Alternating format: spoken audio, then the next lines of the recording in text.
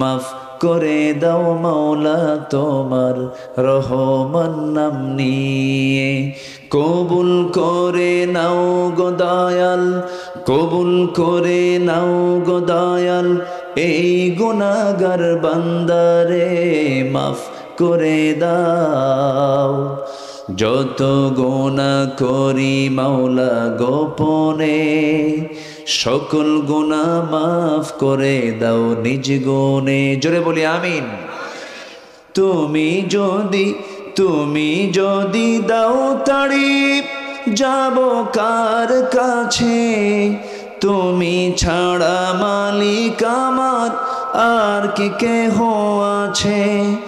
রহিম তুমি দয়ার সাগর, কবুল করো আমারে, মাফ করে দাও। বলেন মাফ করে দাও মাওলা তোমার রহমান নাম নিয়ে। আউযু বিল্লাহি মিনাশ শাইতানির রাজীম। বিসমিল্লাহির রাহমানির রাহিম।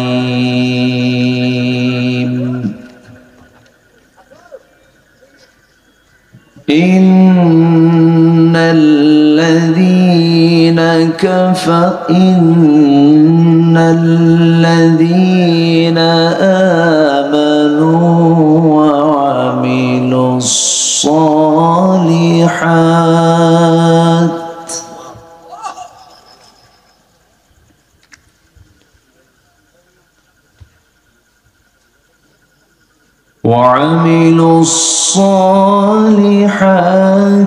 لهم جنات تجري من تحتها الأنهار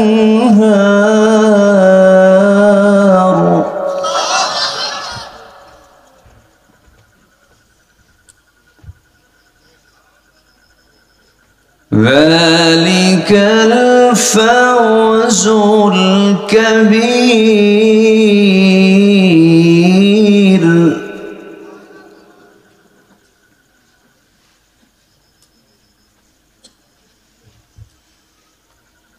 إن بطش ربك لشديد إنه هو يبدئ ويعيد وهو الغفور الودود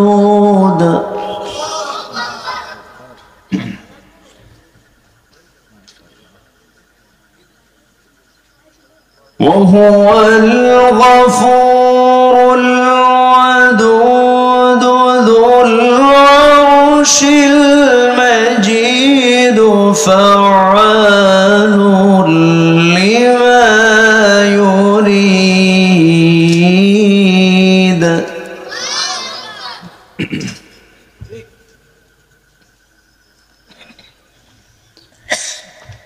هل أتاك حديث الجنود فرعون وثمود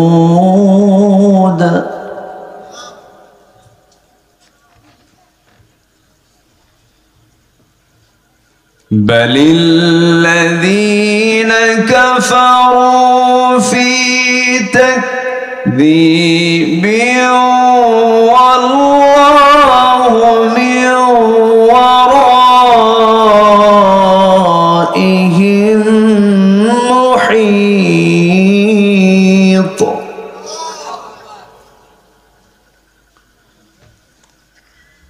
بل هو قرآن مجيد في لوح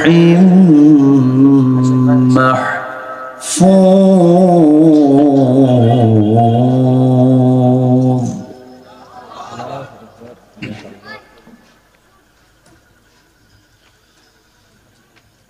الله أكبر أكبر بسم الله الرحمن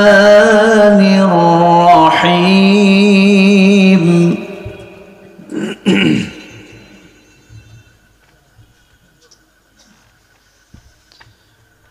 إن الله وملائكته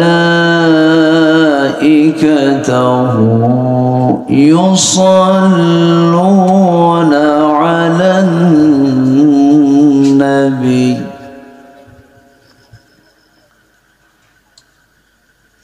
يا أيها الذين آمنوا صلوا عليه وسلموا تسليما دين ইসলামের নরশারদুল বীর মুজাহিদ প্রাণ প্রিয় সম্মানিত দ্বীনি ভাইরা, আড়ালে বসে আছেন শ্রদ্ধেয়া সম্মানিতা মা বোনেরা, আলোচনার সূচনায় আনুষ্ঠানিকতার মধ্য দিয়ে আমার পক্ষ থেকে আবারও দিল খোলা, হৃদয় নিংড়ানো, উজাড় করানো সালাম, আসসালামু আলাইকুম ওয়া রাহমাতুল্লাহি ওয়া বারাকাতুহু। সবাই কেমন আছেন? আমাকেও প্রশ্ন করে ফেলেছেন। আল্লাহ তাআলা আমাকে আপনার সাথেই, আপনার মতোই, আপনার সঙ্গেই রেখেছেন। বলি আলহামদুলিল্লাহ। মহান রব্বে করিমের দরবারে অসংখ্য শুকরিয়া যে মহান আল্লাহ সুবহানাহু ওয়া তাআলা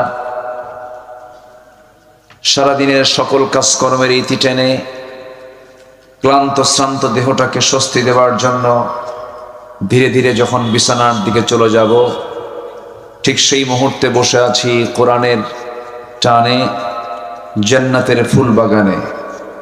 যেমনই বসার তৌফিক দিলেন সেই মহান রবের শানে বলে উঠছি আলহামদুলিল্লাহ। আবারও বলছি আলহামদুলিল্লাহ। চিৎকার মেরে বলছি আল্লাহুম্মা ইন্নী আসআলুকা আল হুদা ওয়াত তুকা ওয়াল আফাফা ওয়াল গিনা। সবাই বলি আল্লাহুম্মা আইন্নি আলা যিকরিকা ওয়া শুকরিকা ওয়া হুসনি ইবাদাতিকা। আমরা আল্লাহ তাআলার শুকর আদায় করে নিলাম। মহান রব্বুল আলামিনের দরবারে লাখ কোটি শুকর, যিনি আমাকে আপনাকে সৃষ্টির সেরা করে দুনিয়াতে পাঠিয়েছেন। মানুষকে আল্লাহ তাআলা দিয়েছেন সকল সৃষ্টির উপরে একটি বিশেষ মর্যাদা, যা অন্য কোনো মখলুককে আল্লাহ তাআলা এই মর্যাদা দেননি। আল্লাহ তাআলা মৃত্যুর মধ্য দিয়ে সকল মখলুকের সকল কিছু সম্পূর্ণ করে ফেলবেন, কিন্তু জিন এবং ইনসান, ওয়ামা খালাকতুল জিন্না ওয়াল ইনসা ইল্লা লিয়াবুদুন মিনাল জিন্নাতি ওয়ান নাস। জিন এবং ইনসানকে, মানুষ এবং জিন জাতিকে আল্লাহ রাব্বুল আলামিন মৃত্যুর পরই তাদেরকে পুনর্জিন্দা করে প্রত্যেকটি কাজের পরিপূর্ণ হিসাব যিনি নেবেন তিনি আমার কে? আসতে বলবেন না, তিনি আমার কে? তিনি যে বিচার করবেন, তিনি যে আমার হিসাব নেবেন, সন্দেহ লাগে না? মরে গেলে শেষ হয়ে যাব? মরে গেলে কি শেষ হওয়ার কোনো সুযোগ আছে? না, কোরআন তা প্রমাণ করে দিয়েছে। কোরআনের প্রতি যাদের দখল বেশি, কোরআনকে যারা ঈমানের সাথে যারা গ্রহণ করেছেন, তাদের কাছে এই বিষয়টা যত বেশি কোরআনটাকে গবেষণা করবে, তার আখিরাতটা তত বেশি ক্লিয়ার হয়ে যাবে। কোরআনটার দিকে যার বেশি নজর থাকবে, খেয়াল থাকবে, তার সামনে জান্নাত এবং জাহান্নামের কোনটা পথ, কোনটা জান্নাত আর কোনটা জাহান্নামের পথ তার সামনে তত বেশি সুস্পষ্ট হয়ে যাবে। এটা এমন একটি ম্যাপ, যে ম্যাপকে ভালো করে দেখতে পারলে এই ম্যাপ ধরেই জান্নাতের দরজায় পৌঁছে যাওয়া সম্ভব। কেউ তো সুবহানাল্লাহ বললেন না? দুনিয়ার ম্যাপে যদি রাজশাহী থেকে টেকনাফ যাওয়া যায়, কাউকে না বলে শুধু ম্যাপ ফলো করলেই পাওয়া যায়। সামান্য গুগল ম্যাপে যদি গোটা পৃথিবীর মানচিত্র যদি এবং টোটাল ম্যাপটা যদি গুগল ম্যাপ আপনাকে দিতে পারে, কোরআন এমন একটি ম্যাপের নাম যে কোরআনের দিকে নজর রাখলে, ভালো করে খুঁজলে পরে এর ডেস্টিনেশন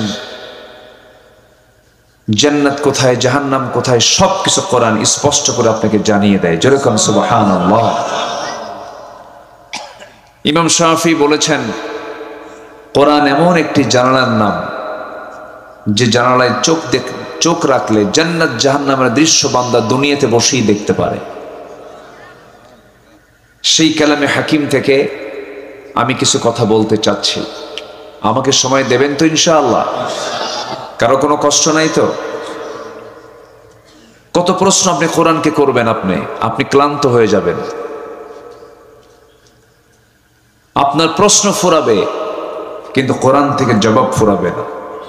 জোরে বলে সুবহানাল্লাহ। সব দিকে কথা কোরআন বলেছে, সব দিকের কথা। আপনি কোন দিকের কথা চান? আপনি কোরআনকে একটু প্রশ্ন করুন, কোরআন বলো তো সমগ্র জগৎ কে সৃষ্টি করেছে? কোরআন সুন্দর করে জবাব দিচ্ছে। আল্লাহ রাব্বুল আলামিন বলেন, আল্লাহু খালিকু কুল্লি শাইইন ওয়া হুয়া আলা কুল্লি শাইইন ওয়াকিল। সূরা জুমার ৬২ নম্বর আয়াত আল্লাহ রাব্বুল আলামিন বলেন, তিনি সেই মহান প্রভু যিনি সকল কিছু সৃষ্টি করেছেন। কোরআনকে প্রশ্ন করুন, কোরআন তুমি বলো তো মানুষকে কেন সৃষ্টি করা হয়েছে, মানুষকে সৃষ্টির মূল লক্ষ্যটা কি? কোরআন সুন্দর করে জবাব দিচ্ছে। যারা পারেন ঠোঁট মিলিয়ে বলুন, ওয়ামা খালাকাতুল জিন্না ওয়াল ইনসা ইল্লা লিয়াবুদুন। জোরে বলুন আল্লাহু আকবার। এই জীবন মৃত্যু কেন সৃষ্টি করা হয়েছে?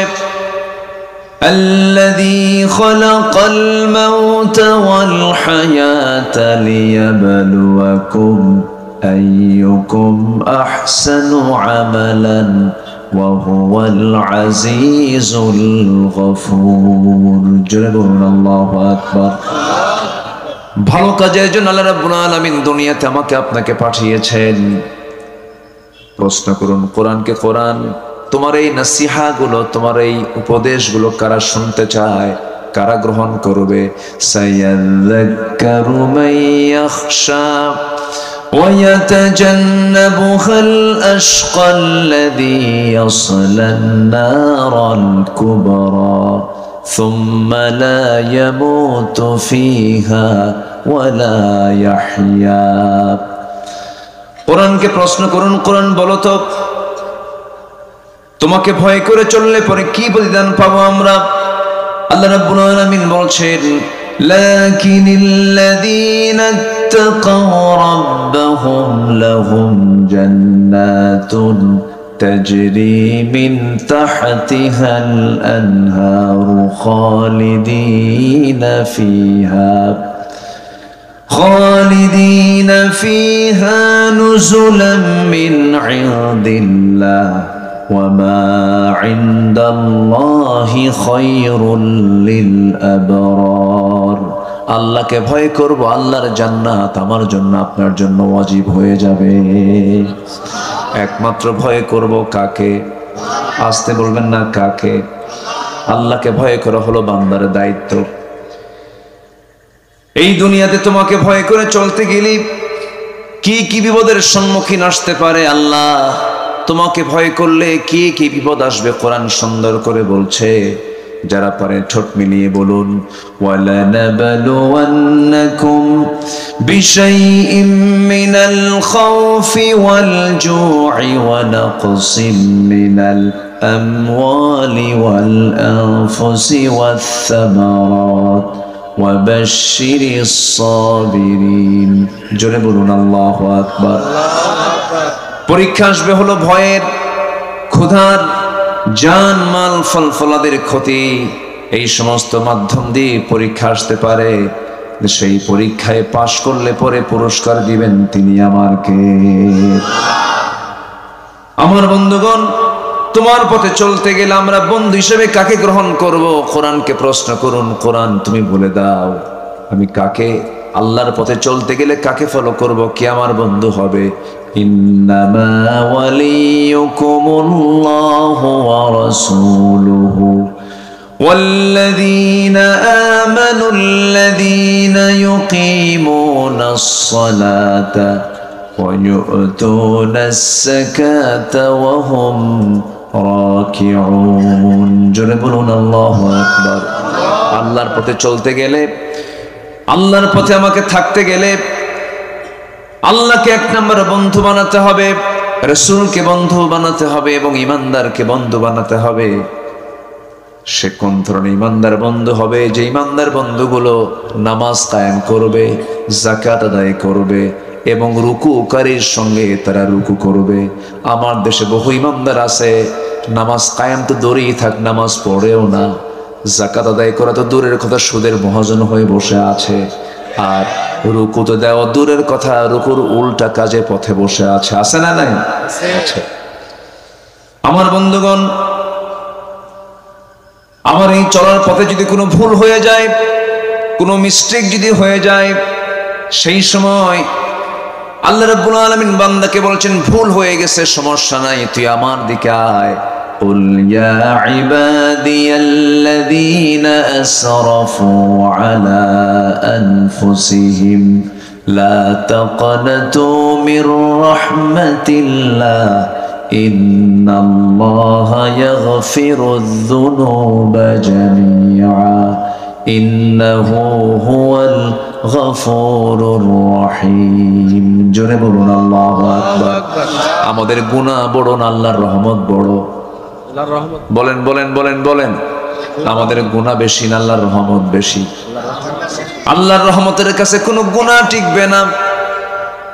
যদি বান্দা তওবার মতো তওবা করে, যদি বান্দা ইস্তেগফারের মতো ইস্তেগফার করে, চোখের পানি ফেলে ফেলে যদি কান্দে, একটা কথা জেনে রাখবেন, দুনিয়ার সকল কান্না দিয়া মানুষকে খুশি না করতে পারলেও এক ফোঁটা চোখের পানি দিয়ে যদি আল্লাহকে খুশি করা যায়, এক ফোঁটা চোখের পানি 7টা জাহান্নামকে নিভায়া দিয়ে সেই বান্দাকে জান্নাতে নিয়ে যাবে। আমি ভুল করার সঙ্গে সঙ্গে আমি ক্ষমা চেয়ে নেব কার কাছে? আসতে বলবেন না কার কাছে? সে ভুলটা হবে কি ইচ্ছা করে না অনিচ্ছা করে? বলেন বলেন।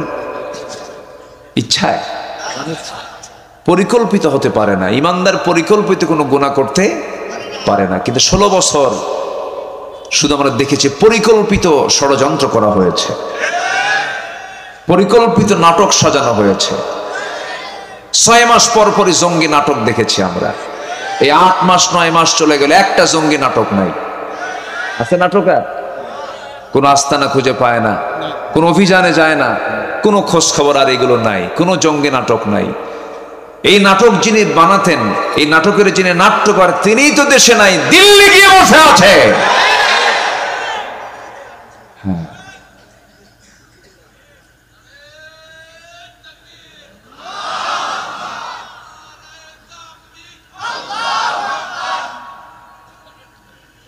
সম্মানিত ভাইয়েরা,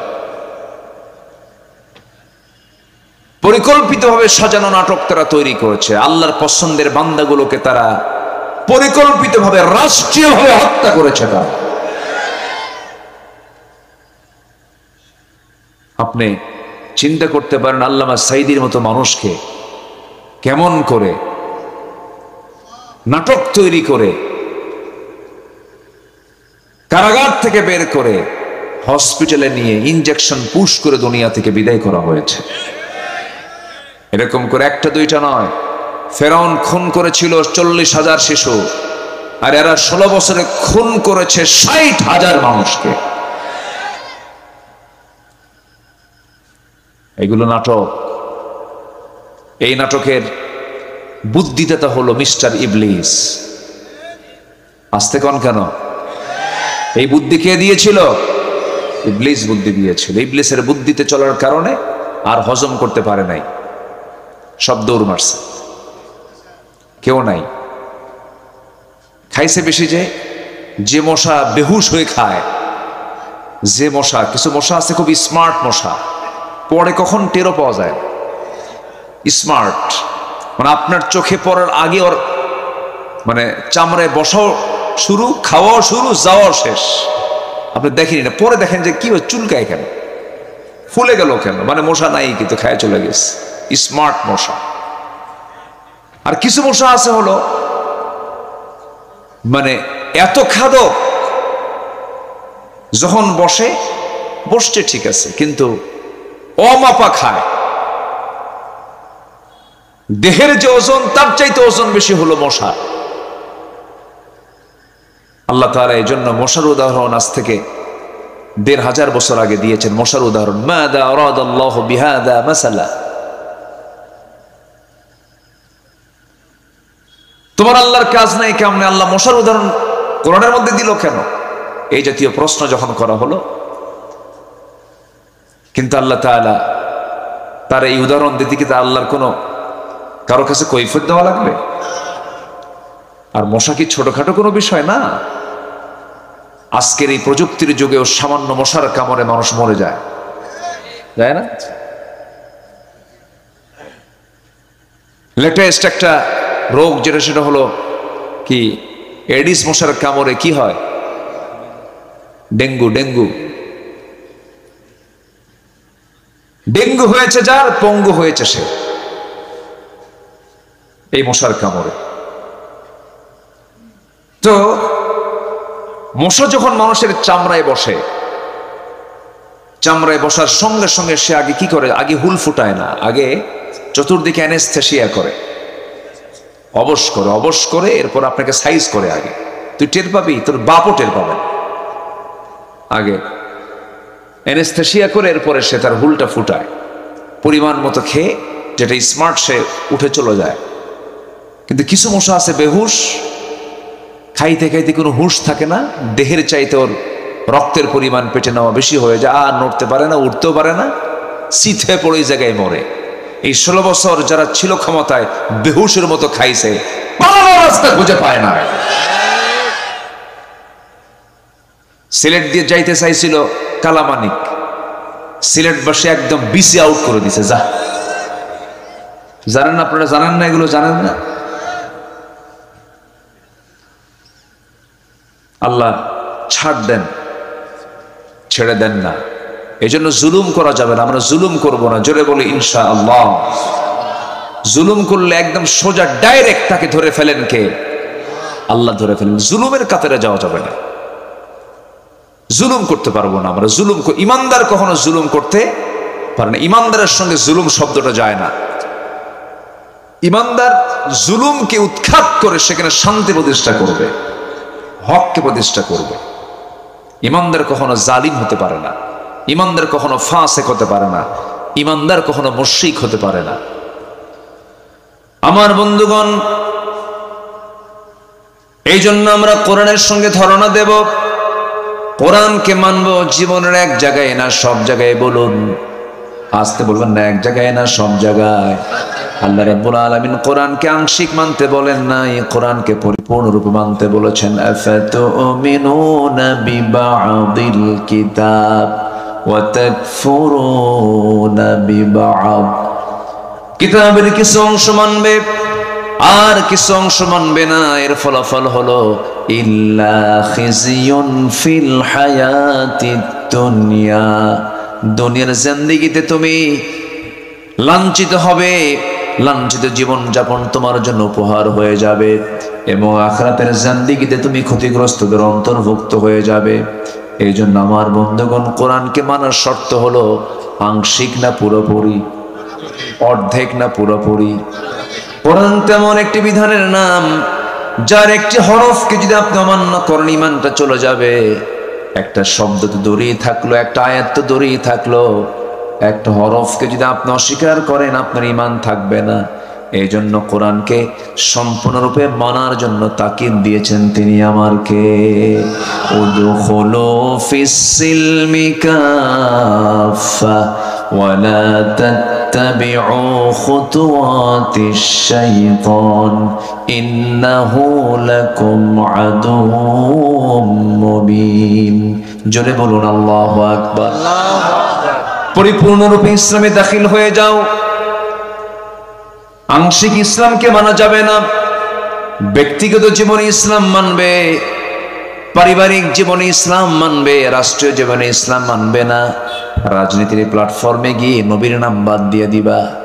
রাজনৈতিক আন্দোলন করতে গিয়ে আমার নবীর সুন্নাহকে বাদ দিয়ে তুমি অন্য নেতারা তুমি সুন্নাহকে ধরবা।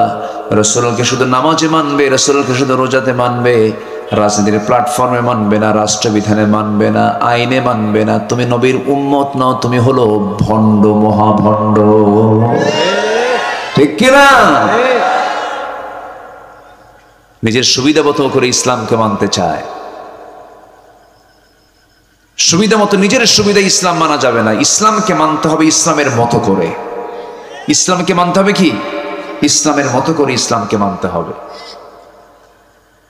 ইমানদার কখনো বলতে পারেন আমি জাতীয়তাবাদী চেতনার মানুষ।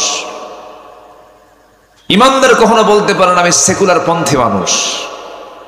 ইমানদার বলতে পারেন আমি সোশ্যালিজমকে লালন করি। ইমানদার বলতে পারেন আমি ক্যাপিটালিজমকে লালন করি। কারণ এই সমস্ত ইজমগুলো সব মানুষের তৈরি করা ইজম। এই সমস্ত তন্ত্র মন্ত্র পচা অবস্থা সব নিজের জীবন থেকে ধুয়ে মুছে সাফ না করা পর্যন্ত ঈমানের দাবি করা সম্ভব নয়। তা করতেছেন নাকি আপনারা?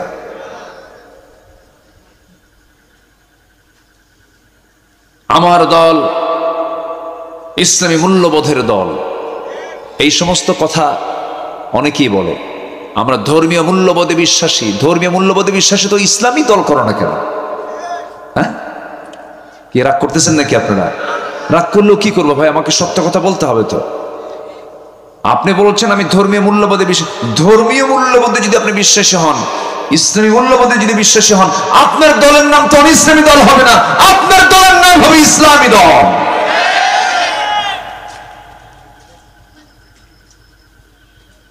আল্লাহ পাক দল করতে বলেছেন কি ইসলাম না অন ইসলাম? আরো জোরে, আরো জোরে। কোন ইসলাম? কোন ইসলাম? শহীদুল ইসলাম, শরীফুল ইসলাম, আরিফুল ইসলাম না আল ইসলাম? দিন ইসলাম। হ্যাঁ, ফাইন, দিন ইয়ার ইসলাম। আল্লাহ রাব্বুল আলামিন বলেন ইন্নাদ-দীনা ইনদাল্লাহিল ইসলাম। আল্লাহর নিকট মনোনীত দিন একটাই, মনোনীত দল একটাই, মনোনীত জীবন বিধান একটাই, মনোনীত জীবন ব্যবস্থা একটাই, তার নাম হলো, জোরে বলেন কি? ইসলাম। ইসলামকে আমরা সব জায়গায় মানবো, জোরে বলি ইনশাআল্লাহ। আমরা কি সফল হতে চাই না ব্যর্থ হতে চাই? বলেন, সফল না ব্যর্থ? আমরা কেউ কি ফেল করতে চাই? পরীক্ষার হলে যারা অংশগ্রহণ করে, যারা যায়, যারা ছাত্র, যারা শিক্ষার্থী, কেউ কি নিয়ত করে যায় যে আমি ফেল করতে যাচ্ছি? সবার চিন্তা কি? পাশ করা। পাশ করার জন্য হলে যাচ্ছি, পরীক্ষা দিতে যাচ্ছি। কিন্তু এরপরেও কিছু ফেল করে কিনা বলেন? ফেল করে। লাভ লস তো কিছু হয়, কিন্তু এই যে ছাত্র ফেল করলো, এই ছাত্র ফেল করার পেছনে দায়ীটাকে ছাত্র নিজে না অন্য কেউ? ভালো করে বলবেন। কোন শিক্ষক কি চায় কোন ছাত্র ফেল করুক? কেউ চায় নাকি? কেউ কিন্তু চায় না। কোন শিক্ষকের চিন্তা এটা থাকে না। ছাত্র ফেল করে ছাত্রের দোষে। আল্লাহ রাব্বুল আলামিন বলছেন, বান্দারে কখনো তুমি ফেল করবে না যদি আমার মত পথকে যদি মেনে চলো, আমার পথ পন্থাকে তুমি যদি ফলো করতে পারো, তোমার কোনো ব্যর্থতা আসবে না, তোমার কোনো ফেল আসবে না। আল্লাহ রাব্বুল আলামিন কোরআনে কারীমের বিভিন্ন জায়গায় সফল হবে কারা, সফলতা পাবে কারা, তাদের ব্যাপারে বিভিন্ন জায়গায় বিভিন্ন সুন্দর করে বিভিন্ন আঙ্গিকে তিনি কথা বলেছেন।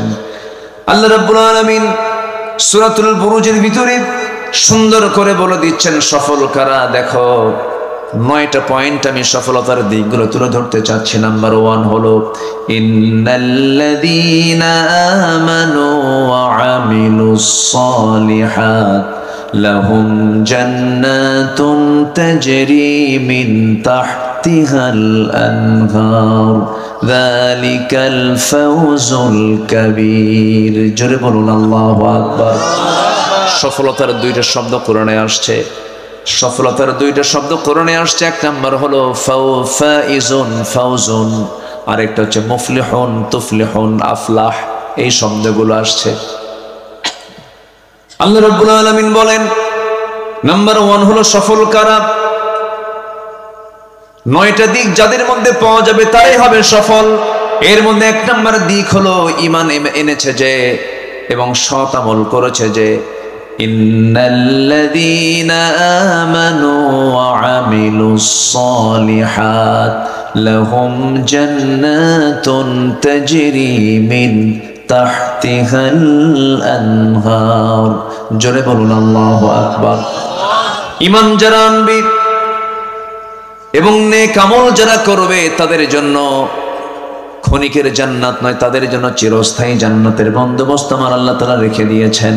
শর্ত হলো ঈমানও আনতে হবে, নেক আমলও করতে হবে। আমার দেশে ঈমানদার লোক বেশি না নেক আমলওয়ালা লোক বেশি?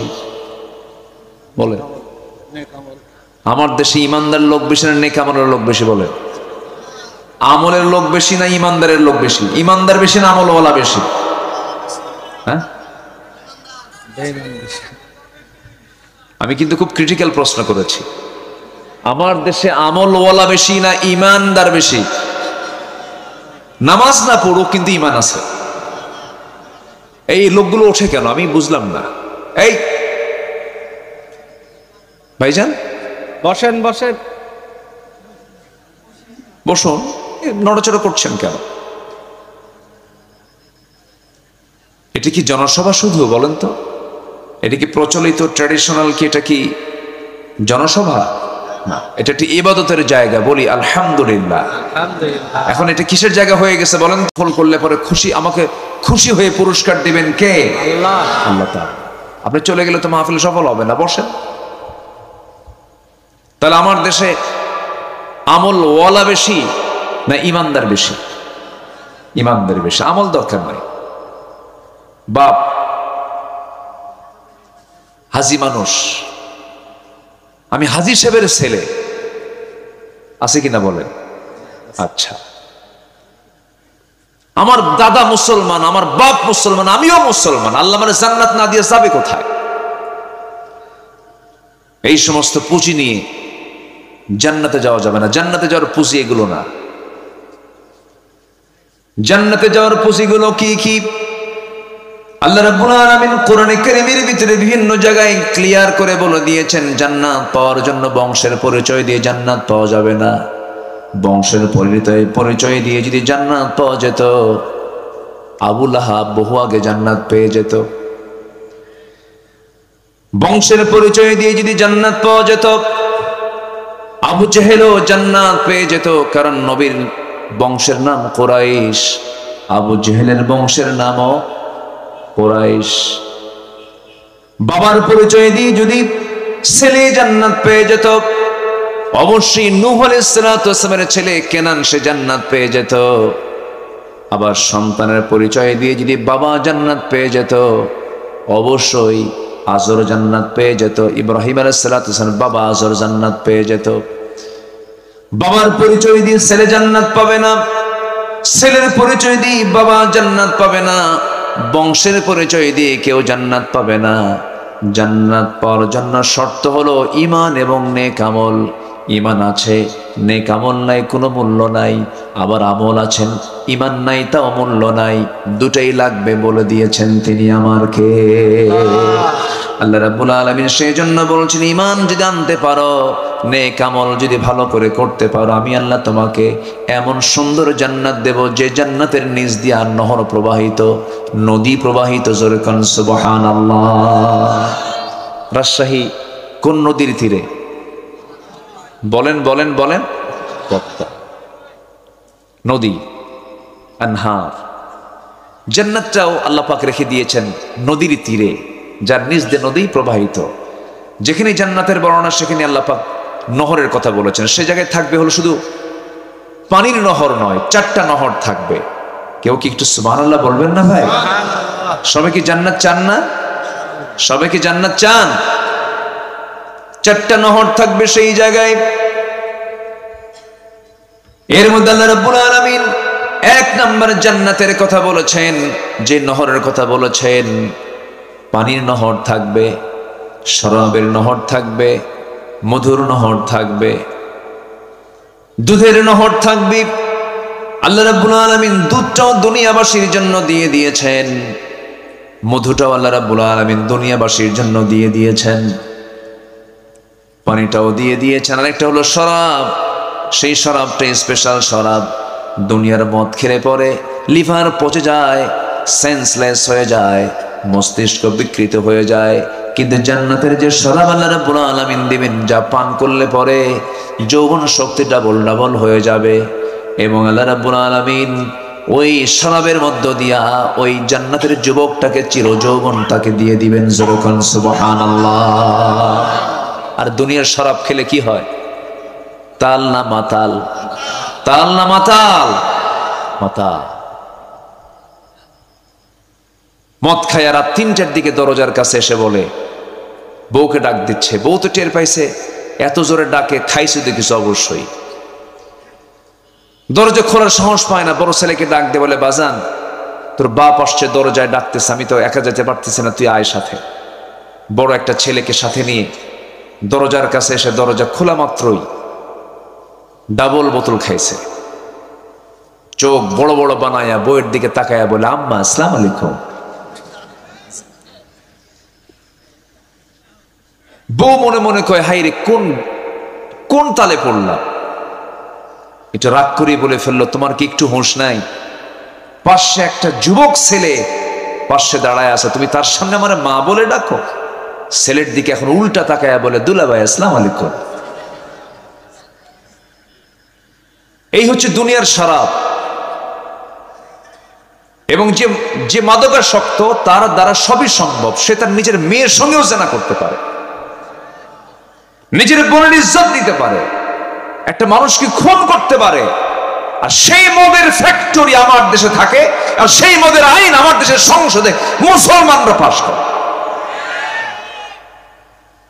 আর সেই দল করে বলে, আমি ধর্মীয় মূল্যবোধে বিশ্বাসী। কি কথা কি বুঝতেছেন আপনারা? কার গায়ে লাগলো আর কার গায়ে না লাগলো এগুলো আমাদের দেখার বিষয় নাই। এগুলো কথা বলতে হবে আমাদের। জেল খাটছি, অনেক অত্যাচার সহ্য করছে, সমস্যা নাই। মরবো তো একবারই, মরার মতো মরবো। বাতিলদের সামনে মাথা নত ইমানদার কখনো করতে চায় না, করতে পারেও না, ঠিক কিনা? বহু আন্দোলন হয়ে গেছে। 71-এ জাগছিলাম, এ জাতি জাগছিল না 71-এ, এর আগে জাগছিল 47-এ। 24-এর জুলাই আন্দোলন আমাদের সন্তানরা করে সফল হয়েছে, ভালো কথা, ভালো, আলহামদুলিল্লাহ। কিন্তু আমরা নতুন বাংলাদেশ দেখতে চাই, কোরআনকে সাথে নিয়ে নতুন বাংলাদেশ আমরা দেখতে চাই।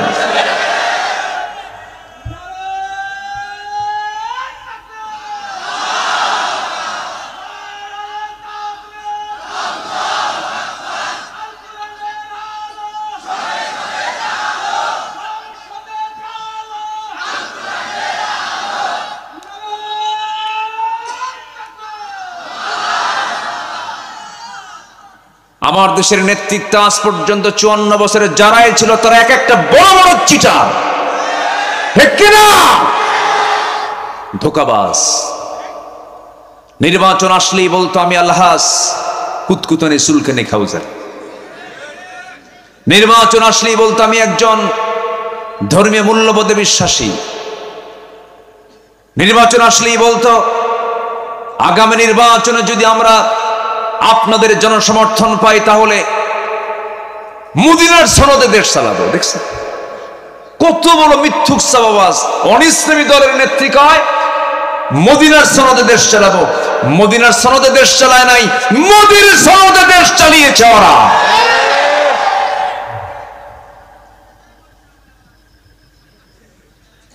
সম্মানিত ভাইয়েরা, আমরা চাঁদাবাজদের দৃশ্য আর বাংলার জমিনে দেখতে চাই না। যারা ভূমিদস্যু, যারা পুকুর দখল করে, ব্যবসা দখল করে, জায়গা দখল করে, ওই সমস্ত কালোবাজারিদের নেতৃত্ব দেখতে চাই না আমরা বাংলার জমিনে।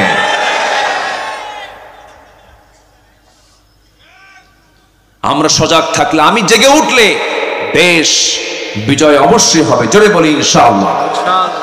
আমি নিজেই একটা বাংলাদেশ, আমি নিজেই এক বাংলাদেশ, ঠিক কিনা? আমরা এগিয়ে যাব সামনের দিকে, সততা নিয়ে, নৈতিকতা নিয়ে, আদর্শ নিয়ে, ঈমান নিয়ে। আল্লাহ কবুল করুন। দেখলাম তো সবকিছু, কত কষ্ট করে আমার সন্তানরা জীবন দেয়,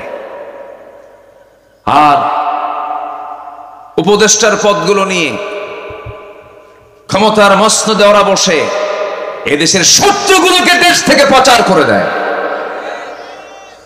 বড় আফসোস। মন চটলেই 16 বছর ধরে এক নেতার বক্তব্য শুনতাম, মন চটলেই বলতো খেলা হবে।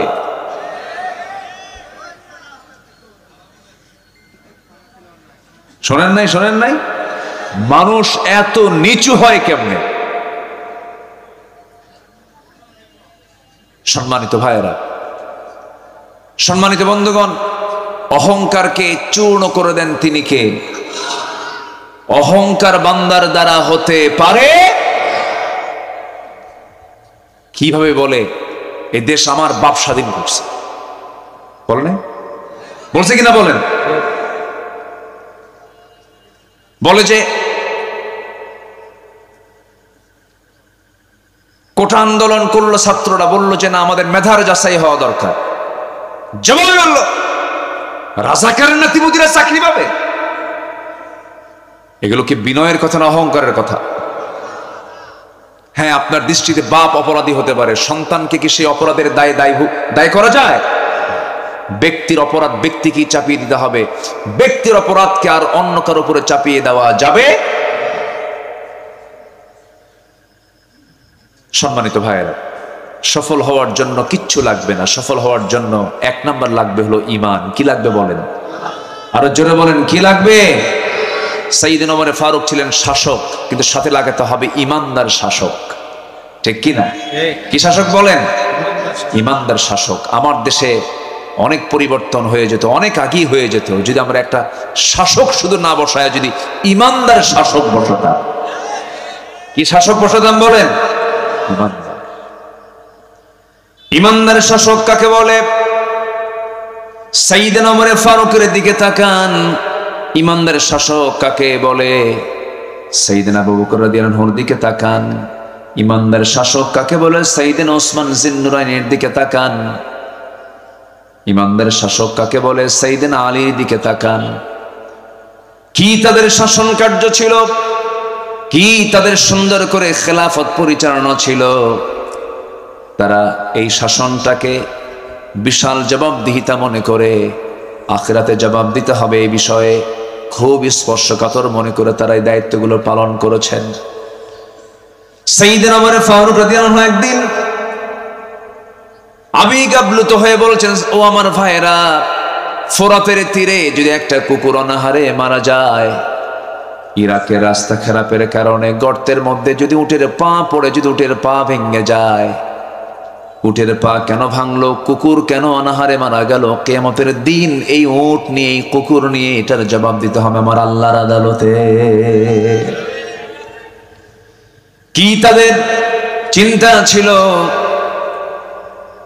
প্রথম খলিফা সাইয়েদনা আবু বকর সিদ্দিক রাদিয়াল্লাহু তাআলা আনহু যখন খেলাফতের দায়িত্ব পেলেন, ইন্তেকাল করেছেন মুহাম্মদ সাল্লাল্লাহু আলাইহি ওয়াসাল্লাম। তিনি যখন দুনিয়া থেকে বিদায় নেবেন, জামাতে নামাজ পড়তে পারছেন না। জামাতে নামাজ পড়ার জন্য যে শক্তি দরকার, সেই শক্তিটুকু আমার নবীর দেহে ছিল না। আজান শুনেছেন, বেলাল আজান দিয়েছেন, তিনি ওঠার চেষ্টা করছেন, মাথা চক্কর মেরে পড়ে যেতে লাগলেন। আমাদের আম্মা জান আয়েশা সিদ্দিকা রাদিয়াল্লাহু তাআলা আনহা তাকে ধরে ফেললেন, বলছেন ইয়া রাসূলুল্লাহ, আপনার মনে হয় জামাতে নামাজ পড়তে পারবেন না, গায়ে কোনো শক্তি নাই। নবীজি বলছেন আয়েশা রে, বিষক্রিয়া শুরু হয়ে গেছে আমার দেহের ভিতরে। ইহুদিরা আমার খাদ্যের মধ্যে যে বিষ ঢুকিয়ে দিয়েছিল, তার বিষক্রিয়া আমার দেহে এখন শুরু হয়ে গেছে, প্রচন্ড কষ্ট হচ্ছে আয়েশা, আমি মনে হয় বাঁচবো না। আজান তো দিল আমার বেলাল, নামাজের রক্ত চলে এসেছে, আমার মুসল্লায় কে দাঁড়াবে?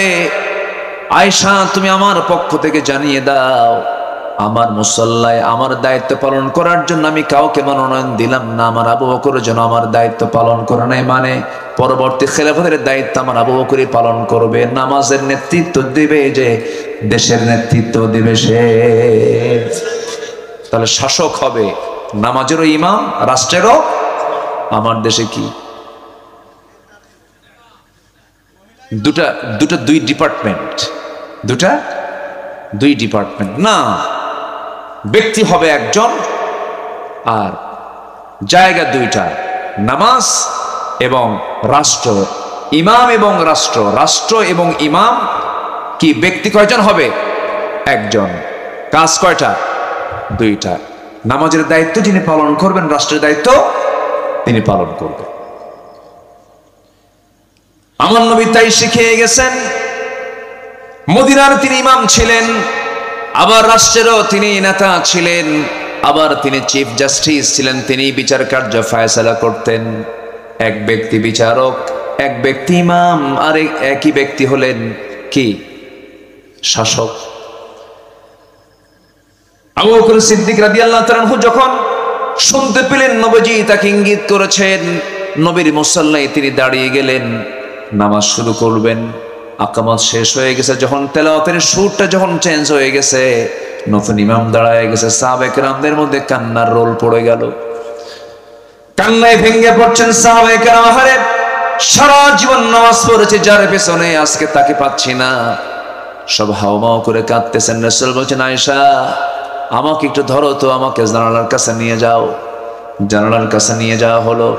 আমার নবীজি জানালার কাছে চলে গেলেন, তাকে ধরে রাখলেন। আম্মা জান আয়েশা সিদ্দিকা রাদিয়াল্লাহু তাআলা আনহা নামাজের দৃশ্যগুলো দেখতেছিলেন, কেমন করে আমার সাহাবীরা রুকু করে, সিজদা করে। সাহাবায়ে কেরামদের কান্নার আওয়াজ শুনে নবীজিও কান্নায় ভেঙে পড়লেন। চোখের কোনা বেয়ে বেয়ে টপ টপ করে পানি পড়া শুরু হলো, দুই গাল ভিজে গেল। আমার নবীজিকে আম্মা জান আয়েশা সান্ত্বনা দিয়ে বলছেন, ইয়া রাসূলুল্লাহ, আপনি কাঁদেন কেন? কান্নার তো কোনো কারণ নেই। আপনার সাহাবীরা আল্লাহর হক আদায় করছেন, নামাজ আদায় করছেন, তারা জামাতে জামাতে, আপনি কেন কান্নাকাটি করছেন? রাসূল বলেন, আয়েশা, মানুষ দুটার সময় বেশি কান্না করে, একটা হলো চরম দুঃখের সময়, আর একটা হলো চরম আনন্দের সময়। আল্লাহর কসম করে বলছে, আয়েশা রে, এখন এই মুহূর্তে আমার যে তুমি চোখে পানি দেখতেছো, আমার যে কান্না দেখছো, এটা আমার দুঃখের নয়, এটা আমার চরম আনন্দের চোখের পানি বের হচ্ছে। তুমি কি জানো আয়েশা, এই নামাজ কায়েমের সংগ্রাম করতে গিয়া তায়েফের ময়দানে আমাকে কাফেররা মারতে মারতে দাগ করে ফেলেছিল, রক্তাক্ত করে ফেলেছিল। আমাকে মেরে ফেলার জন্য সব আয়োজন সম্পন্ন করেছিল এই নামাজ কায়েমের জন্য। আয়েশা, উহুদের ময়দানে তারা দান্দা মোবারক আমার শহীদ করে দিয়েছে, দেখো দাঁত দুইটা নাই আমার।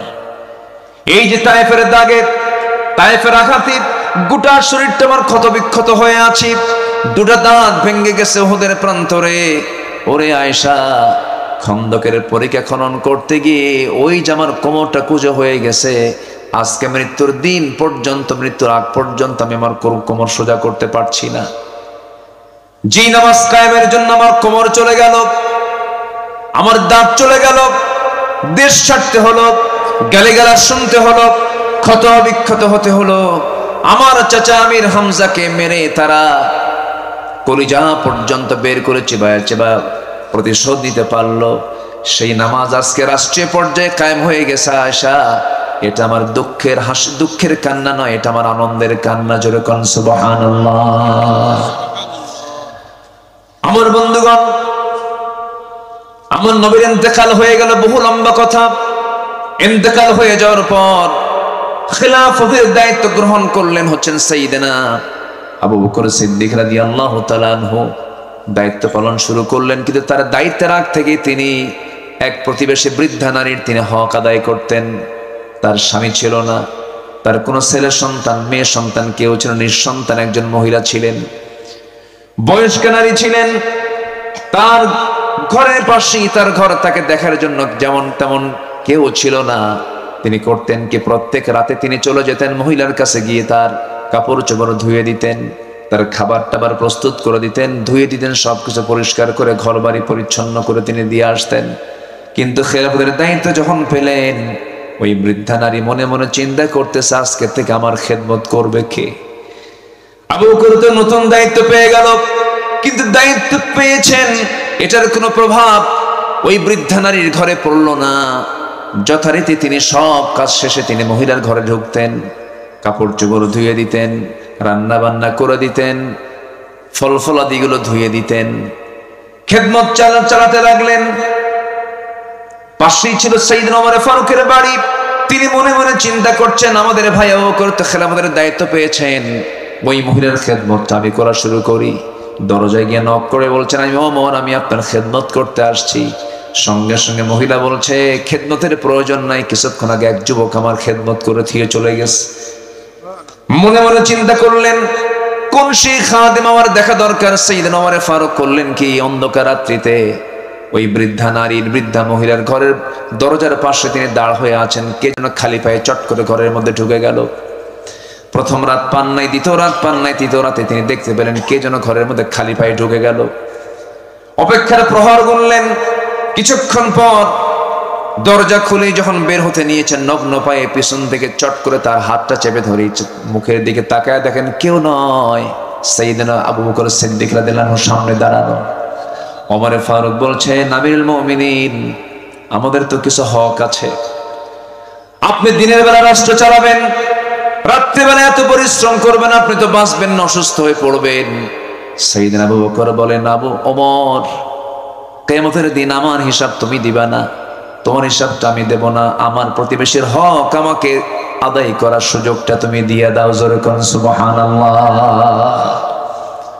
প্রত্যেক রাত্রিতে তিনি খালি পায়ে বের হতেন জনগণকে দেখার জন্য, প্রত্যেক রাত্রিতে খালি পায়ে বের হতেন। ওমর ফারুক একদিন তাকে দেখে ফেলেন, তিনি খালি পায়ে নগ্ন পায়ে হাঁটতেছেন। প্রশ্ন করছেন, সাইয়েদনা আবু বকর, খালি পায়ে হাঁটেন কেন? এই যে পাহাড়িয়া পথ, পাথরের পথ, পাথরের ধাক্কা লেগে, পাথরের সঙ্গে আঘাত লেগে পা থেকে রক্ত ফেটে, চামড়া ফেটে রক্ত বের হয়ে যাবে, আপনি তো অসুস্থ হয়ে পড়বেন।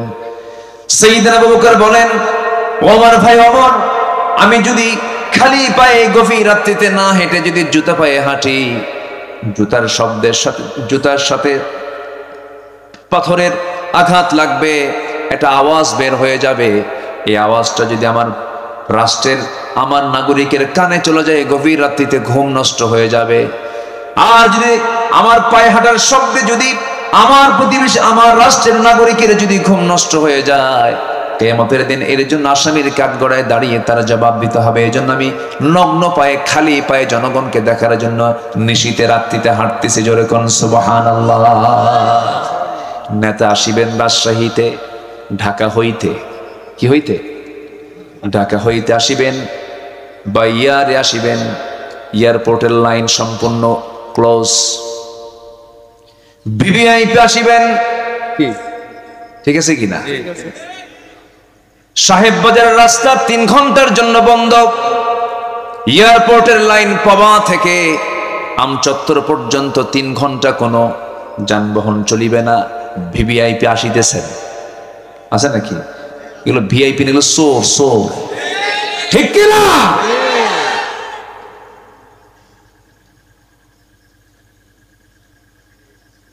সাইয়েদনা আবু বকর সিদ্দিক রাদিয়াল্লাহু তাআলা আনহু নাগরিকের ঘুমের যেন ব্যাঘাত না হয়, জুতার সাথে পাথরের একটা ধাক্কা লাগবে, আওয়াজটা নাগরিকের কানে চলে যাবে, ঘুম নষ্ট হবে, এই জন্য তিনি খালি পায়ে হাঁটতেন। জোরে কোন সুবহানাল্লাহ। কি চেতনা তাদের মধ্যে কাজ করত। আমার বন্ধুগণ, কথার তো কোনো শেষ নাই। 2 বছর খেলাফতের দায়িত্ব পালন করেন, কয় বছর বলেন? 2 বছর। ইন্তেকাল করলেন। ওমর ফারুক রাদিয়াল্লাহু তাআলা খেলাফতের দায়িত্ব গ্রহণ করলেন। এখন তো এই মহিলার খেদমত করার জন্য কেউ নাই, তিনি ইন্তেকাল করেছেন। যেই দিন তিনি দায়িত্ব পেয়েছেন, সেই ওমর ফারুক সেই রাত্রিতে মহিলার ঘরে চলে গেছেন, দরজায় নক করেছেন। মহিলা জানে না প্রথম খলিফা ইন্তেকাল করেছেন। দরজায় নক করার সঙ্গে সঙ্গে দরজা খুলে গেছে। প্রয়োজনীয় সমস্ত খেদমতগুলো সম্পূর্ণ করলেন। সবকিছু ধুয়ে টুয়ে ক্লিয়ার করে তিনি ঘর থেকে বের হয়ে আসলেন। বুড়ি মহিলা খেজুর খেতে বসেছেন, পরিষ্কার করে দিয়ে তার সামনে খেজুরগুলো রেখে আসছেন ওমর ফারুক রাদিয়াল্লাহু তাআলা আনহু। সেই খেজুর থেকে একটা খেজুর মুখের মধ্যে নিয়ে তিনি খেতে নিয়েছেন, হঠাৎ করে কামড় দিয়েছেন। দাঁতের নিচে খেজুরের বিচিটা আটকে গেছে। সঙ্গে সঙ্গে বুড়ি মহিলা বলে ফেলতেছেন ইন্না লিল্লাহ।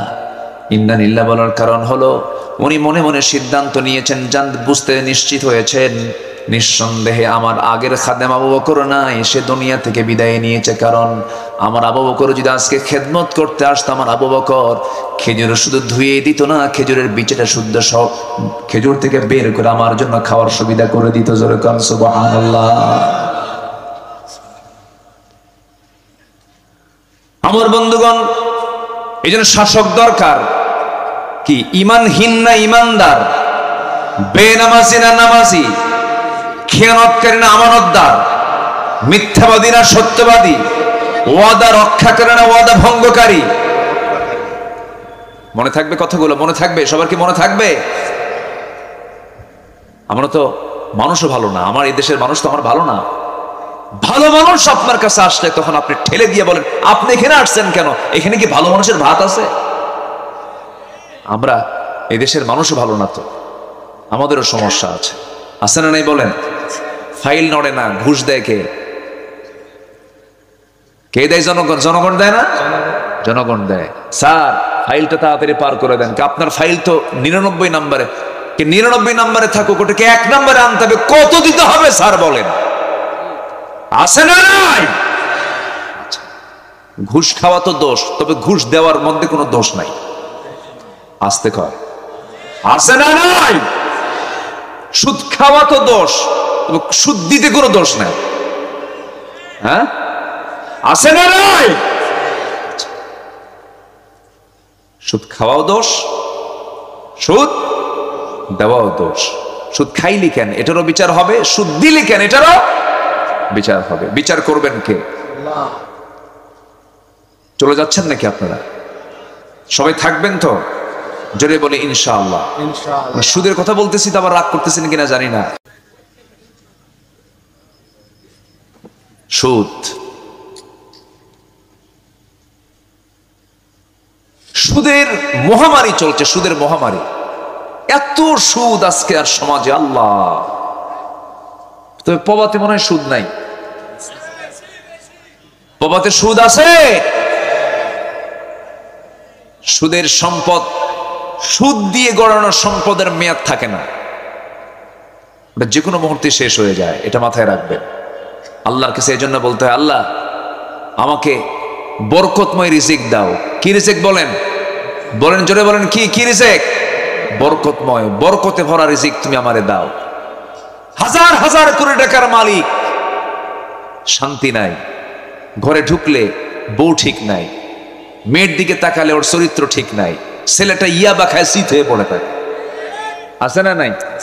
ছেলে ইয়াবা খায়, মেয়ে নোংরামি করে, বউটা পরকিয়া করে। হাজার হাজার কোটি টাকার মালিক, ও নিজেও মদ খায়, শীত হয়ে পড়ে থাকে। একই ছাদের নিচে, একই দেওয়ালে, একই ফ্ল্যাটে, একই বাড়িতে থাকে, কারোর সঙ্গে কারো কোনো সম্পর্ক না। এগুলো কি রিজিক? এগুলো কি বরকত? না। ঈমান আনবো, নেক আমল করব, গোটা পরিবার, গোটা সমাজ, গোটা রাষ্ট্র বরকতে ভরপুর হয়ে যাবে।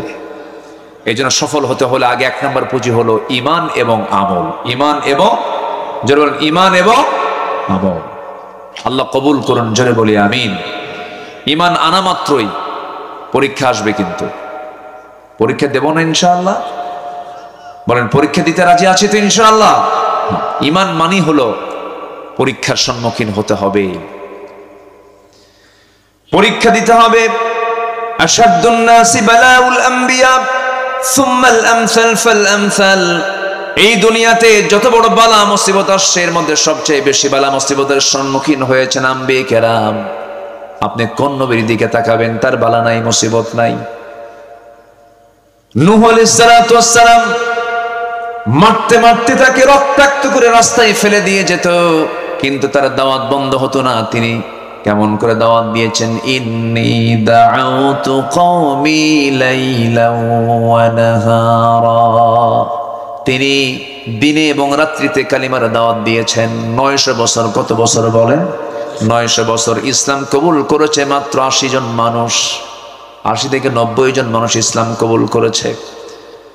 আমার বন্ধুগণ, তার দাওয়াত বউ পর্যন্ত গ্রহণ করে নাই, তার দাওয়াত সন্তান পর্যন্ত গ্রহণ করে নাই। ইমরাত নূহ, ইমরাত লূত, বউটা পর্যন্ত ঈমান আনে নাই, ছেলে পর্যন্ত ঈমান আনে নাই। কিন্তু এখানে এর মানে কি আল্লাহর নবীর দাওয়াত ব্যর্থ না সফল? বলেন বলেন বলেন বলেন। তার দাওয়াত কিন্তু ব্যর্থ ছিল না। আইয়ুব আলাইহিস সালাতু ওয়াস সালাম কে আল্লাহ রাব্বুল আলামিন কত বড় পরীক্ষায় ফেলে দিয়েছেন। অসুখ বিসুখ হলে পরে অনেকে হতাশ হয়ে যান। আল্লাহ তাআলা নবীকে অসুখ দিয়ে বুঝিয়ে দিয়েছেন, দুনিয়ার মুসলমান, দুনিয়ার বান্দারা তোমরা মন খারাপ করো না, আমি আমার পছন্দের নবীকে পর্যন্ত আমি রোগ দিয়ে তাকে পরীক্ষা করেছি। আসেন দোয়া করে দিই। এই যে 2-1 জন করে ওঠে, কি চাপ চুপ লাগছে নাকি আপনাদের? ও চাপ, নিম্নচাপ। নিম্নচাপ কি চাপ? কি জানে খুলে এখানে কি চাপ জানে খুঁজছে না। একটু বসেন না, একটু বসেন। ভাইরে কত সময় কত দিকে চলে যায়। আপনি তো আমাকে দেখছেন, কিছু লোক যাচ্ছে, আমি আবার দেখি, আবার এই জন্য ওইদিকে চোখ চলে যায়। আমি চাচ্ছি যে 100% মানুষ, 100% মানুষ আমরা থেকে যাব। জোরে বলি ইনশাআল্লাহ। আমরা একসঙ্গে দোয়া করব ফিলিস্তিনকে নিয়ে, আমরা একসঙ্গে দোয়া করব কাশ্মীরকে নিয়ে। আর তবে আমার বিশ্বাস খুব বেশি দিন ধরে নয়, ভারত টুকরো টুকরো হয়ে যাবে। খুব অল্প দিন, অল্প দিন। গাজওয়াতুল হিন্দের ঘ্রাণ আমরা নাকের মধ্যে পাচ্ছি। আল্লাহর ঘরকে তারা হাত দিয়েছে, ওরাও টুকরো টুকরো হয়ে যাবে। সময় বেশি দিন নাই। ইসরায়েল টুকরো টুকরো হয়ে যাবে, টিকবে না। মাজলুমদের দোয়া কবুল করেন কে? মাজলুমদের দোয়া কবুল করেন কে? সম্মানিত ভাইয়েরা, আমরা বিজয়ী হয়ে যাব। শর্ত হলো ঈমান আনতে হবে, নেক আমল করতে হবে। রাজি আছেন তো? ঈমান এবং নেক আমল থাকলে আমার মুখের দোয়া কবুল করবেন কে? যা বলবো তাই কবুল করবেন তিনি। সবাই কি নামাজ পড়তে রাজি আছেন? কয় ওয়াক্ত নামাজ? আমার না খুব লজ্জা লাগে জানেন, মুসলমানকে নামাজের কথা বলতে হয়। হ্যাঁ, বিষয়টা এরকম না? মুসলমানকে নামাজের কথা বলতে হয়। মুসলমানকে কেন বলতে হবে নামাজের কথা? এর কারণ হচ্ছে সবচাইতে বড় ব্যর্থতা হলো রাষ্ট্রের ব্যর্থতা, রাষ্ট্রের ব্যর্থতা, রাষ্ট্রের ব্যর্থতা। এত আইন পাশ হলো, নামাজের আইন কেউ পাশ করলো না। কি আইন পাশ করলো? আইন পাশ করলো হলো বেশ্যাবৃত্তির আইন পাশ করছে। করে নাই? করে নাই? সেই পতিতারা পতিতাবৃত্তি করবে, তাদেরকে শ্রমিকের মর্যাদা দিতে হবে। নারী সংস্কারের কিছু নীতিমালা এই প্রেক্ষাপটে পাশ করার ষড়যন্ত্র করা মানে কিছু নাস্তিক ঘাপটি মারা কিছু নাস্তিক বিভিন্ন মন্ত্রণালয়ে বসে আছে, ঠিক কিনা? এগুলো আমরা হতে দেব না। মেয়েদের সম্মান মর্যাদা প্রতিষ্ঠিত হবে পর্দার বাইরে না পর্দার ভিতরে? পর্দার বাইরে না পর্দার ভিতরে? আমার মাদের সোশ্যাল সিকিউরিটি, সার্বিক সিকিউরিটি একমাত্র পর্দাই দিতে পারে। পর্দার মধ্য দিয়ে তাদের সিকিউরিটি আসতে পারে। মেয়েরা ঢাকবে, মেয়েরা শালীনপূর্ণ পোশাক পরবে। হুকুমটা কার? আসতে বলবেন না, হুকুমটা কার? কে কতটুকুন কাপড় পরবে, কে কতটুকুন ঢাকবে, কার পোশাকের কোন ড্রেস কোড হবে, সব বলে দিয়েছেন কোরআনে। তিনি কে? আল্লাহ। প্রগতিবাদীরা, প্রগতি ওদের না, ওরা না দিছে প্রগতিবাদী, প্রগতি না দুর্গতি। এই প্রগতিবাদীরা বলে একটা পুরুষ যদি গ্রীষ্মের খরতাপে ক্যাম্পাসের সামনে যদি বুকের সবগুলো বোতাম খুলে দিয়ে যদি বাতাস নিতে পারে, একটা নারী কেন পারবে না? কত বড় জানোয়ার দেখে। আছে না নাই? আছে। এগুলো দুষ্টামি, এগুলো শয়তানি। আল্লাহ তাআলা মাদেরকে বাহ্যিক যে স্ট্রাকচার দিয়েছেন, শারীরিক যে স্ট্রাকচার দিয়েছেন, মেয়েদেরকে আল্লাহ পাক ঢাকতে বলেছেন।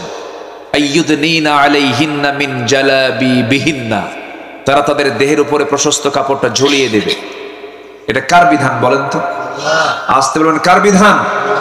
গত কয়েকদিন আগে বাউফল, পটুয়াখালীর বাউফলে কোন এক কর্মকর্তা একজন এসএসসি পরীক্ষার্থী হলে বোরকা পরে ঢুকবে বলে তাকে বলা হয়েছে মুখের নেকাব না খুললে ঢুকতে দেওয়া হবে না। এদের ধরে জুতা পেটা করা দরকার। এখনো এগুলো ষড়যন্ত্রগুলো চলছে। সম্মানিত ভাইয়েরা, সম্মানিত বন্ধুগণ, আমরা ঈমান এনেছি, নেক আমলও করব। জোরে বলি ইনশাআল্লাহ। বেনামাজি থাকবো না, নামাজি হব। জোরে বলি ইনশাআল্লাহ। বউ বেনামাজি, তাকে নামাজি বানাবো, বলবা নামাজ তোমাকে পড়তেই হবে। পৃথিবীর যত ভুল একজন মহিলা করুক, ইসলাম কখনো তালাককে পছন্দ করে না। ইসলাম তালাককে অপছন্দ করেছে। তালাক দিও না, বৈঠকে বসো, সমাধান করো, ওয়াসলহু খায়র, অনেক কথা বলে আল্লাহ তাআলা বারবার বলছেন তোমাদের সম্পর্ক তোমরা অটুট রাখো। কিন্তু যদি কোন নারী যদি আল্লাহর হক নষ্ট করতে চায়, আপনার স্ত্রী যদি নামাজ না পড়তে চায়, নামাজের যদি বিরোধিতা করে, তাহলে সে কি আপনার কখনো বন্ধু থাকতে পারে? বন্ধু থাকতে পারে?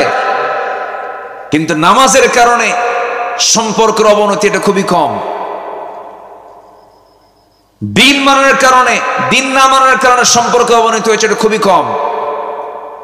যত তালাক হচ্ছে আমার দেশে, এই তালাকের প্রবণতা মূর্খদের মধ্যে বেশি না শিক্ষিতের মধ্যে বেশি?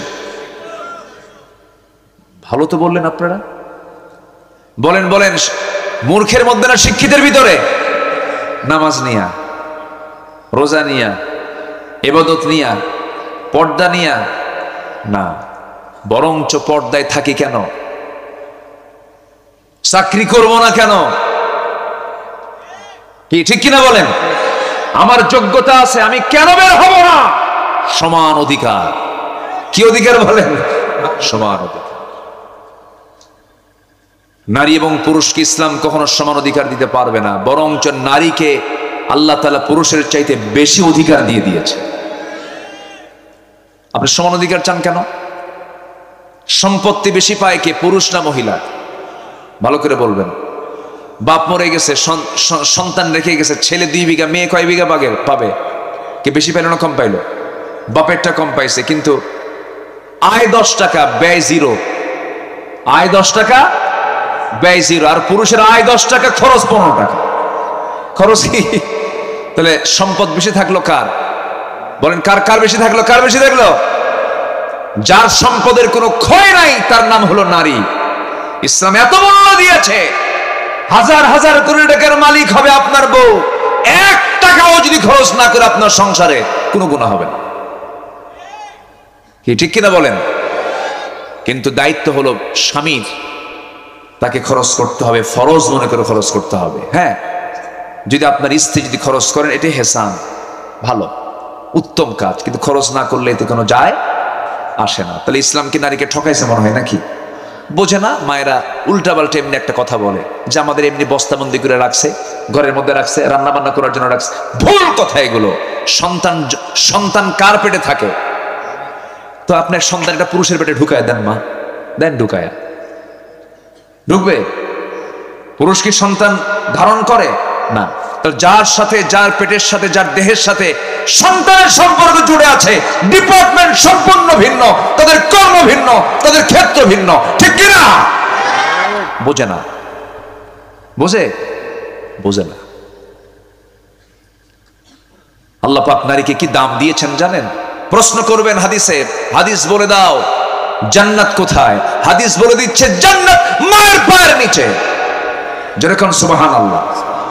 এরপরও কই ইসলাম ঠকাইছে। ইসলাম কি ঠকাইছে? এগুলো ভুল কথা, এগুলো বোঝে না, জানে না, এই জন্য এই সমস্ত কথাগুলো বলা হয়। জানেন এই পৃথিবীতে একজন নারী দুনিয়াতে বসে জান্নাতের খাবার খেয়েছেন, বলেন কোন মহিলা? মারিয়াম। যেরকম সুবহানাল্লাহ, যেরকম সুবহানাল্লাহ। চিন্তা করা যায় জান্নাতের খাবার দুনিয়াতে বসে খাইয়েছেন আল্লাহ পাক একটা নারীকে। জান্নাতের খাবার খাইয়ে দিলেন কেন? জাকারিয়া আলাইহিস সালাতু ওয়াস সালাম তার খেদমতের দায়িত্বে ছিলেন। এই বাইতুল মুকাদ্দাসের পাশে একটা ঘর ছিল, সেই ঘরে তাকে রাখা হলো। তিনি যখন খাবার দিয়ে আসতেন তার তালা খুলতেন, খাবার দিয়ে আসতেন, তালা মেরে আবার চলে আসতেন। হঠাৎ করে 3টা দিন তার স্মৃতি থেকে মুছে গেছে, মারিয়ামকে খাবার দিয়ে আসতে হবে। 3 দিন একটানা যান নাই। হঠাৎ করে তার মনে হলো জাকারিয়া আলাইহিস সালাতু ওয়াস সালাম 3 দিনের মাথায় গিয়ে দরজা খুলে দেখেন মারিয়াম সুন্দর করে বসে আছেন, সামনে কোনো সমস্যা নাই। কিন্তু তার সামনে অসময়কালীন ফলমূলগুলো। আম হয় কোন মৌসুমে বলেন? এই গ্রীষ্মকালে, ঠিক আছে না?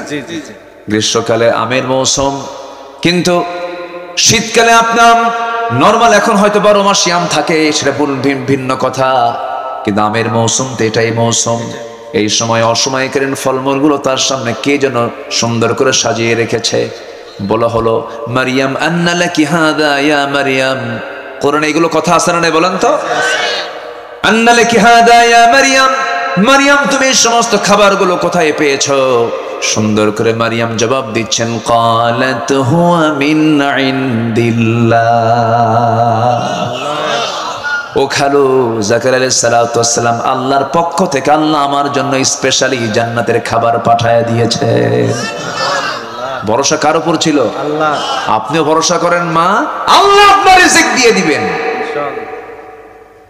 বলে যে পুরুষ চাকরি করবে, আমিও চাকরি করব।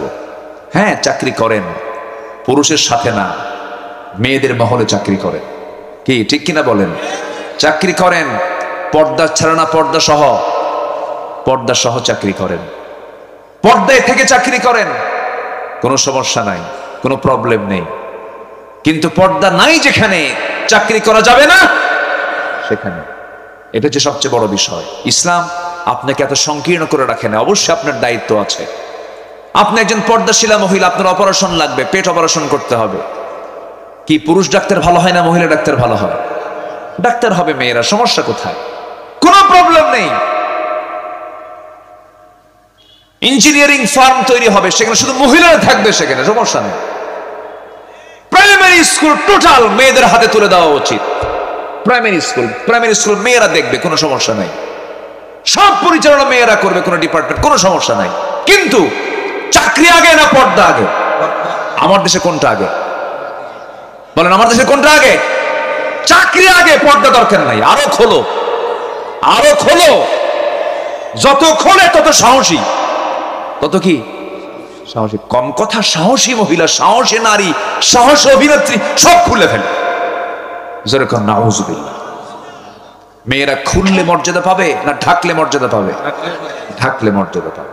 যত দামি দামি সম্পদগুলো সব আল্লাহ পাক, যত দামি দামি জিনিস, মুক্তা কার পেটে থাকে বলেন? বলেন বলেন বলেন।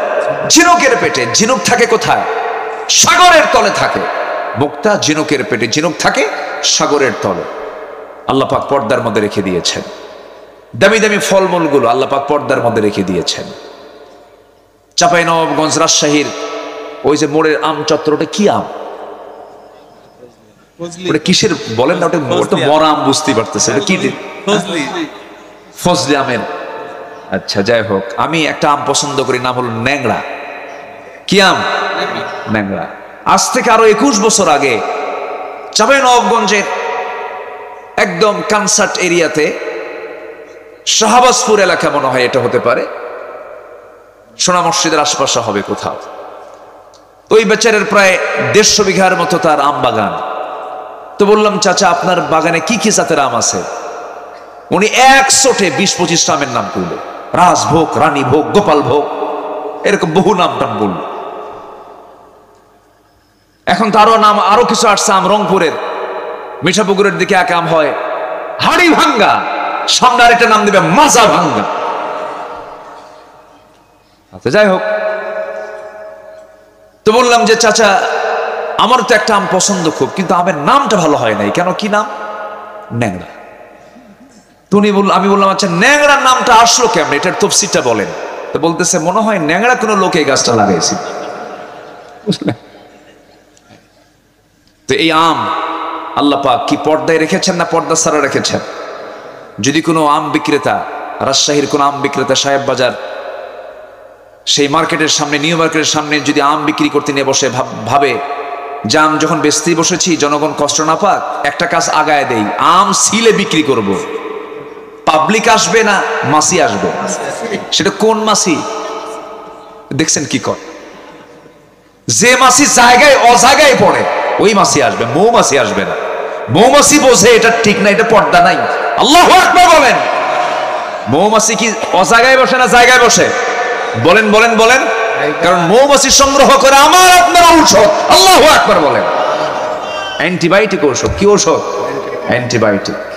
আপনার ঘা হয়েছে, কেটে গেছে, ফেটে গেছে, মধু লাগায় দেন, ঠিক হয়ে যাবে। মধু, এই মধুর ডিপার্টমেন্ট আল্লাহ পাক ছেড়ে দিয়েছেন মানুষের হাতে না মৌমাছির হাতে? মানুষের হাতে কেন দেন নাই বলেন? মৌমাছি মধু বানায়, 450 মৌমাছি 20 লক্ষ ফুলে যাতায়াত করে, 13 লক্ষ মাইল পরিভ্রমণ করে 1 পাউন্ড মধু সে তৈরি করে, তার পেটের মধ্যে নিয়ে সুন্দর করে মৌচাকে রেডি করে। আর সেই মধুর ভিতরে মানুষ মিষ্টির শিরে ঢুকায় কয় আরো মিষ্টি বানায়া দিলাম, খা। কত বড় হারামি মানুষ! কি কথা কি বুঝতেছেন? এই জন্য আল্লাহ বলতেছে যে মধু আমি তোদের দিলাম না, যা মৌমাছিকে দিলাম, ওর ডিপার্টমেন্ট। ওয়াত আনিত্তাখিদি মিনাল জিবালি বুয়ুতা ওয়া আওহা রাব্বুকা ইলান নাহলি আনিত্তাখিদি মিনাল জিবালি বুয়ুতা। কি বলে, গাছের ডালে বাসা বাঁধো, তারপরে বাসার প্রাসাদের নিচ দিয়ে বাসা বাঁধো। মৌমাছির যে মৌচাক, কিয়ামত পর্যন্ত কোন আর্কিটেক্ট ইঞ্জিনিয়ার একটা মৌচাক বানাতে পারবেন। আল্লাহু আকবার বলেন। সব ডিপার্টমেন্ট দিয়েছেন, মৌমাছির হাতে ছেড়ে দিয়েছেন। ফার্মাসিউটিক্যাল ফ্যাক্টরি দিয়ে দিয়েছেন, জাহতু ফিহি শিফাউল লিন্নাস। এবং এই ফ্যাক্টরি, এই মধু তৈরি করার জন্য মৌমাছির পেটকে বাছাই করেছেন কে? মৌমাছির পেটকে বাছাই করেছেন কে? ইয়াখরুজু মিন বুতুনিহা শারাবুন মুখতালিফুন আলওয়ানুহা। কি হয়? ইয়াখরুজু, বের হয়, মিন বুতুনিহা, তার পেট থেকে, শারাবুন, কি শারাব, পানীয়, ড্রিঙ্কস, আলওয়ানুহা মুখতালিফুন আলুম, বিভিন্ন রং বেরঙের। মধুর রং কি একরকম হয়? ভিন্ন রং বেরঙের। এক একটা ফুলের মধ্যে এক একটা রঙের হয়, এক একটা ফুলের মধ্যে এক একটা রং আল্লাহ পাক করে দিয়েছেন। যেরকম সুবহানাল্লাহ। এই মধুগুলো সংগ্রহ করার সময়, রসগুলো সংগ্রহ করার সময় মৌমাছিগুলো মুখে নিয়ে আসে না, পেটের মধ্যে নিয়ে আসে। পেটের মধ্যে আলাদা স্টমাক আছে, মানুষের স্টমাক একটা, আর আল্লাহ পাক মধুর স্টমাক দিয়েছেন পেটের মধ্যে 2টা। একটা তার পেটের স্টমাক, খাওয়ার স্টমাক, আরেকটা হচ্ছে হানি স্টমাক, মধু রাখার এক্সট্রা স্টমাক। আল্লাহু আকবার। সেই মৌমাছি কি সাহেব বাজারের মোড়ে ওই আমের উপরে কি সেই মৌমাছি বসে? না, সাধারণ মাছি বসে। কি বসে? মাছি বসে। কিন্তু মাছি বসলে কোনো ক্ষতি হবে না যদি পর্দায় থাকে। আর যদি পর্দা খুলে ফেলে, শুধু একটা মাছি ঢুকবে, তোর 14 গুছি ডায়রিয়া হয়ে পড়বে, ঠিক কিনা? অতএব যে মহিলার গায়ে পর্দা নাই, ওটা ডায়রিয়া। ওটা কি বলেন? রোগী বাঁচা অসম্ভব, শেষ হয়ে যাবে, অসুখ বিসুখ সৃষ্টি হবে। জেনা আছে যেখানে, নতুন নতুন রোগ আছে সেখানে। এই যে করোনা আসছিল, এগুলো সব জেনার ফসল। কিসের ফসল বলেন? গনোরিয়া, সিফিলিস, এইচআইভি, এরপরে যত বড় বড় জটিল রোগগুলো আছে, সমস্ত রোগের মূল কারণ হলো অবাধ যৌনাচার, অবাধ যৌনাচার, পর্দাহীনতা। এই জন্য মা বোনদের পর্দায় থাকার দরকার আছে না নাই? আসতে বলবেন না, আছে না নাই? পর্দা আগে পুরুষের দরকার না মহিলার দরকার? ও আপনার দরকার না, দেখছেন কত সস্তা আমল করতে চায়। দেখেন আল্লাহ পাক পর্দার হুকুম দিয়েছেন আগে নারীকে না পুরুষকে? এই তো এখন লাইনে আসছে, পুরুষকে পর্দা করতে হবে। এখনকার সমাজের সবচেয়ে বড় পর্দা হলো আর নারী দেখার জন্য বাইরে যাওয়া লাগে না। দেখবেন বিভিন্ন জায়গায় 4-5টা ছেলে এক জায়গায় গ্রুপিং করে বসে, ওই যে মোরাকাবা মুশাহাদায় মোবাইল নিয়ে বসে, মোরাকাবা মুশাহাদা কি কথা কি বুঝতেছেন? ওই যে বসে আছে ঘন্টার পর ঘন্টা পার করতেছে, 1 ঘন্টা 2 ঘন্টা 3 ঘন্টা চলে যায়, কুটকুট করে হাসে, আবার স্ক্রিনের দিকে তাকায়, শুধু নখ দিয়ে টানে, দেখার পরে দেখতে থাকে, সময় চলে গেল, আধা ঘন্টা গেল, 1 ঘন্টা গেল, 2 ঘন্টা চলে গেল।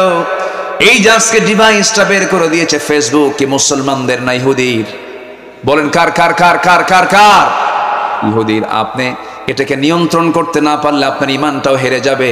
ইমান নষ্ট করার জন্য তো এগুলো নিয়ে আসা হয়েছে। এর যতটুকু উপকার আছে তার চেয়ে ক্ষতির পরিমাণ কম না বেশি? এর থেকে যেটা কল্যাণ সেটা আপনি গ্রহণ করবেন। অতিরঞ্জিত পর্দার খেলাফ হয়ে যায় এমন কিছু আপনার জন্য করা যাবে না। ইমানকে যদি মজবুত রাখতে চান, নেক আমল করতে হবে। পর্দা হচ্ছে শ্রেষ্ঠ নেক আমল। সেই নেক আমলটা করবো আমরা, জোরে বলি ইনশাআল্লাহ। আল্লাহ রাব্বুল আলামিন সুন্দর করে বলছেন সূরা বুরুজের, আমি 11 নম্বর আয়াতের তেলাওয়াত দিয়ে শুরু করেছিলাম। 9টা কাজ করলে পরে আমরা সফল হব। 1 নম্বর কাজ চলতেছিল। নাম্বার 1 হলো ইমান যারা আনবে, নেক আমল যারা করবে, তারা ফৌজুন কাবীর, তারা মহাসফল হয়ে যাবে। আমরা ইমান আনবো, নেক আমল করব, 5 ওয়াক্ত নামাজ পড়বো। কারা কারা একটু হাত তুলে দেখান তো দেখি,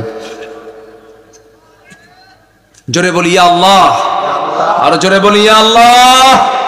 আমাদেরকে 5 ওয়াক্ত সালাত আদায় করার তৌফিক তুমি আল্লাহ দিয়া দাও।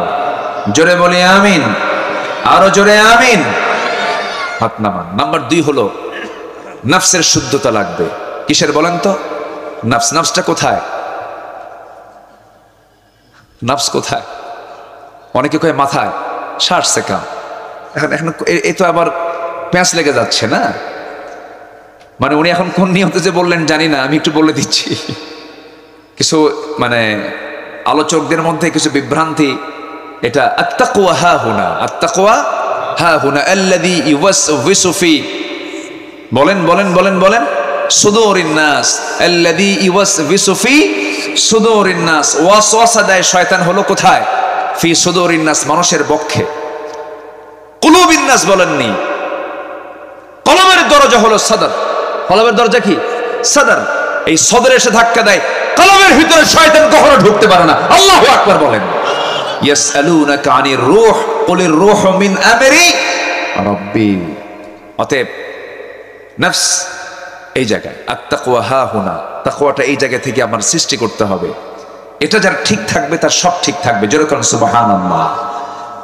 আল্লাহ রাব্বুল আলামিন বলেন, সফল হতে চাও, নাম্বার 2 হলো 1 নাম্বার ঈমান আনবে, নেক আমল করবে। নাম্বার 2 হলো পরিশুদ্ধিতা নিয়ে আসবে, তাজকিয়াতুন নফস নিয়ে আসতে হবে, নফসের শুদ্ধতা নিয়ে আসতে হবে। ক্বাদ আফলাহা মান তাযাক্কা ওয়া যাকারা ইসমা রাব্বিহি ফাসাল্লা বাল তু'থিরুনাল হায়াতাদ দুনিয়া ওয়াল আখিরাতু খায়রুন ওয়া আবকা ইন্না হাযা লাফিস সুহুফিল উলা সুহুফি ইব্রাহিম ওয়া মূসা। জোরে বলুন আল্লাহু আকবার।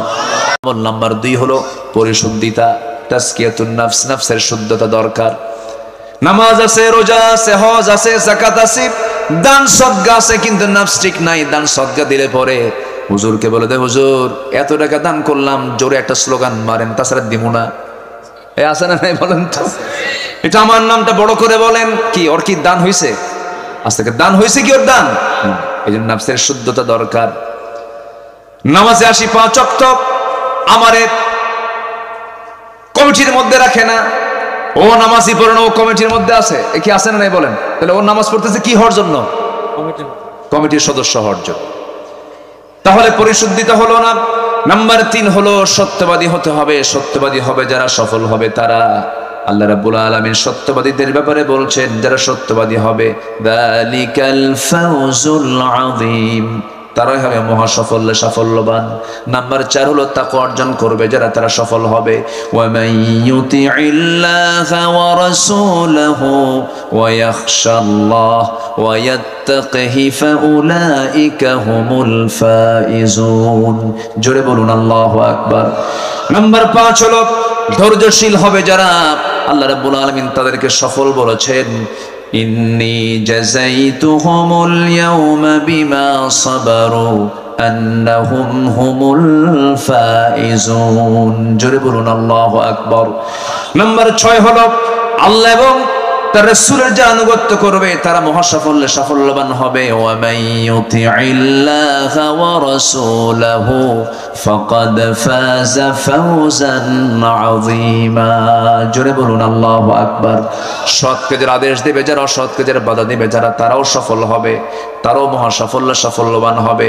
আল্লাহ রাব্বুল আলামিন সূরা ইমরান 104 নম্বর আয়াতে বলছেন, ওয়াল তাকুম মিনকুম উম্মাতুন ইয়াদউনা ইলাল খায়রি ওয়া ইয়া'মুরুনা বিল মা'রুফি ওয়া ইয়ানহাউনা আনিল মুনকার ওয়া উলাইকা হুমুল মুফলিহুন। জোরে বলুন আল্লাহু আকবার।